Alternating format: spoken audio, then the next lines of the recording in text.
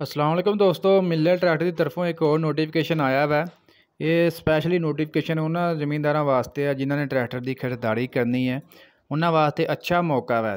यानी कि तुसीं 4 ਲੱਖ रुपये सस्ता तुहानूं ट्रैक्टर मिल सकता अगर तुसीं ਇਹ ਦਿਨਾਂ ਦੇ ਵਿੱਚ ट्रैक्टर खरीदते हो।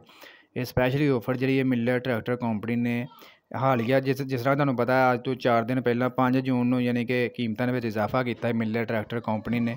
उस तो बाद है जी 10 जून ਨੂੰ ਇਹ ਨੋਟੀਫਿਕੇਸ਼ਨ ਦੇ ਦਿੱਤਾ ਹੈ। जिस तरह कि तुहानूं पता है बजट भी होया वा तो बजट ਦੇ ਵਿੱਚ भी कुछ इन्होंने दिते। इंशाअल्लाह बजट के हवाले नाल तुहानूं मुकम्मल डिटेल देंगे नैक्सट वीडियो ਵਿੱਚ की सूरत हाल है, क्योंकि ਅਸੀਂ फार्मां ਦੇ मुतलक ही तुहानूं देनी है कि ਜ਼ਮੀਂਦਾਰਾਂ ਦੇ मुतलक की किन्ना टैक्स लगा किन्ना छूट हुई ਉਹਦੀ तुहानूं मुकम्मल डिटेल इस तो बाद देंगे। पहले तुहानूं मैं ये दसदा जावां कि 4 ਲੱਖ रुपये तक तुसीं सस्ता ट्रैक्टर खरीद सकते हो। ਇਹ तकरीबन दिन रह गए ने 18 ਤੋਂ 19 यानी कि 30 जून तो पहला अगर तुसीं ट्रैक्टर खरीदते हो तो तुहानूं समझ लो कि 4 ਲੱਖ रुपये सस्ता ट्रैक्टर मिलना है। वो किवें जी?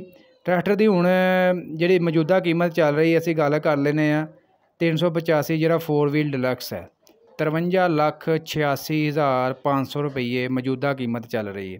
ठीक है, तो अगर तुसीं इस दिनां दे विच लै लैंदे हो तुहानूं मिल जाएगा 52,66,500 रुपये।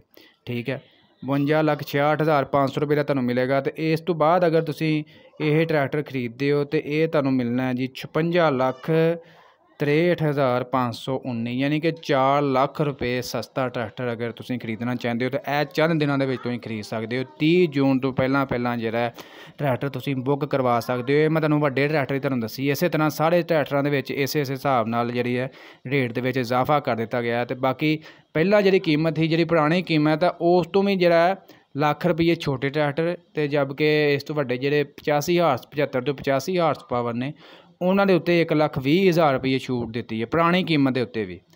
यानी कि पुरानी कीमत जो तुहानूं पता जी पहला कीमत चल रही थी जिवें असीं गल कर लें 385 जिहड़ा सब तो मशहूर तरीन ट्रैक्टर है पुरानी कीमत सी उहदी 38,30,000 रुपया। तो अगर तुसीं 30 जून तो पहला लैंदे हो तो वो तुहानूं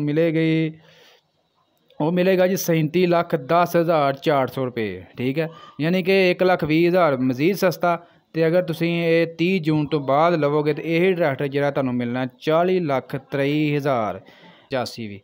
तो ये सूरत हाल है। अगर किसी दोस्त ने किसी भी ज़मींदार ट्रैक्टर खरीदण का ख्वाहिशमंद है वै तो वह दिनों के ट्रैक्टर खरीद सकता। मिलर ट्रैक्टर ने तो नोटिफिकेशन दे दिते ने, अलबत्ता जो दूसरिया कंपनियों की तरफों नोटिफिकेशन कोई नहीं आया है।